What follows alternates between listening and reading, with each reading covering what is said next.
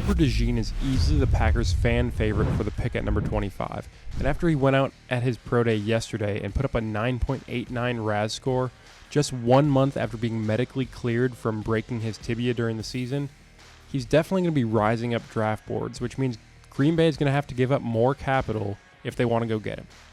A few NFL scouts, according to Albert Breer, had him clocked at 4.42, 4.43, and 4.45, which is still really fast, especially just 1 month after being medically cleared.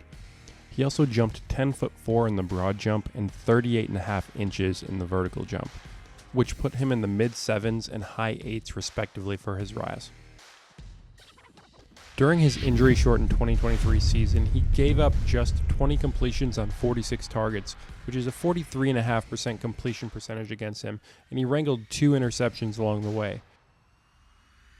One of his prime strengths is his athleticism, and I actually found it interesting that his RAS score was 0.22 lower at free safety, which is another position he can play, due in large part to his physicality and his tackling skills. And then you add to that the fact that he can play deep in the box, in the slot, man, zone. You've got a lot of versatility in Cooper Dejean. And while I say that he can play man, he does still have some areas to improve in man coverage, specifically with his technique.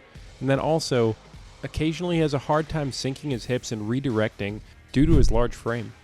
And then in 2023, they didn't face stellar competition. Even though they're a Big Ten team, they didn't face the top tier of the Big Ten. But in 2022, they did face off against Ohio State, and he did get a chance to go against Marvin Harrison Jr., Jackson Smith and Jigba and the like. Very similar to how Quinyon Mitchell also faced them in 2022. And if you haven't seen that video, go ahead and check it out up here in the card.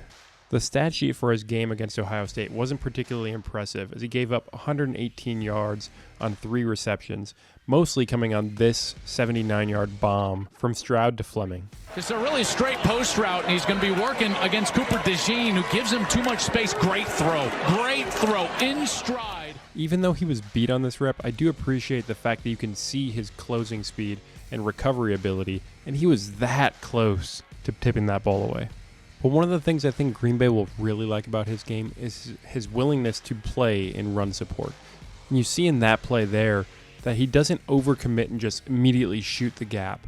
Instead, he stays disciplined in case the running back is going to bounce that thing outside.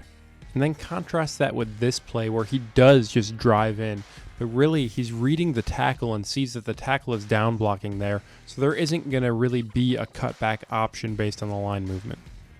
And to round out just the kind of player Cooper Dejean is, he also likes to contribute on special teams. He was a gunner while he was at Iowa. He also returns punts, which you'll just see in a moment just how dynamic he is as a punt returner. But he's vicious as a gunner as well, going down there, hitting that returner. And on the opposite side, he averaged 16.5 yards per return as a punt returner and brought this one back for a touchdown against Michigan State. And in 2022, he actually had one called back against Minnesota because he allegedly signaled for a fair catch. Dejean not going to touch it until now. Little spin down the sideline, got some space. Here he comes. Cooper Dejean cuts it back. 25, he's got a chance. He scores! After reviewing the play, the returner waved his left hand, which is an invalid fair catch signal. Therefore, by rule, the ball became dead upon recovery. But it wasn't just in the punt return game that Dejean put points on the board for Iowa. In 2022, 3 of his 5 interceptions he returned for touchdowns, including this one against Purdue. There's no question why Packers fans are enamored with Cooper Dejean. He fits everything that you would want in a defensive back for the Packers. He's a playmaker first and foremost, and that's something that this secondary has sorely lacked for quite a long time. On top of that, he's a good character kid from Iowa. That program churns out like top-notch character guys, which is a big thing for Packers fans, not only just the fans, but for the organization itself as well. And then the versatility he has to play outside, to play, sparingly in the slot, but also to be able to drop back and play safety. His willingness as a tackler, these are all traits that the Packers covet, especially with Jeff Hafley, as he talked a lot about that in his introductory press conference with the Packers.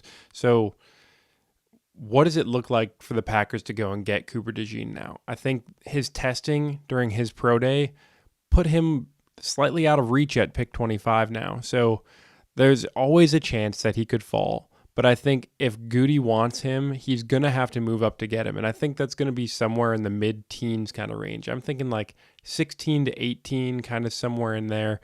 Probably in the conversation with Quinyon Mitchell and Terrion Arnold as a potential cornerback 1 in this draft class now.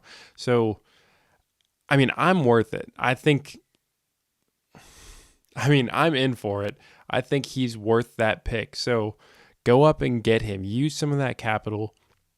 Get the guy that you want that's going to shore up this secondary. But I want to know what you think. If you were Goody, are you going to take that, pick 41 or pick 58 and move up to go get Cooper Dejean? I mean, it's what so many Packers fans have wanted so far. I want to know what you think. Is that what you're going to do? Let me know in the comments. And again, check out the playlist up here where you can see all of the player profiles I'm putting together as we get down into the final couple weeks here before the NFL draft.